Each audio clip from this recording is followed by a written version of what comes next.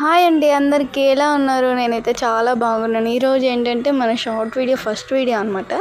So ఏంటంటే నేనైతే కాలేజ్కి వెళ్ళానమాట, మా ఫ్రెండ్తో మాట్లాడాను. ఈలోపు ఇంకా ఏంటంటే కంప్యూటర్ క్లాస్కి వెళ్ళానమాట ఆఫ్టర్నూన్ నుండి. సో అక్కడికి వెళ్ళిన తర్వాత ఏంటంటే చిన్నగా వర్షం అయితే స్టార్ట్ అయిందనమాట. సర్లే చిన్న వర్షమే కదా అని చెప్పేసి లైట్ తీసుకున్నాను. కానీ ఒక 5 మినిట్స్కే చాలా పెద్దగా అయితే వర్షం స్టార్ట్ అయిపోయింది. సో ఈ వర్షాన్ని అయితే మనం వదిలించుకోలేమన్నమాట, అంత వర్షం అయితే పడుతుందన్నమాట. సో ఎలా వెళ్ళాలి ఇంటికి అనేది అర్థమే కాలేదు.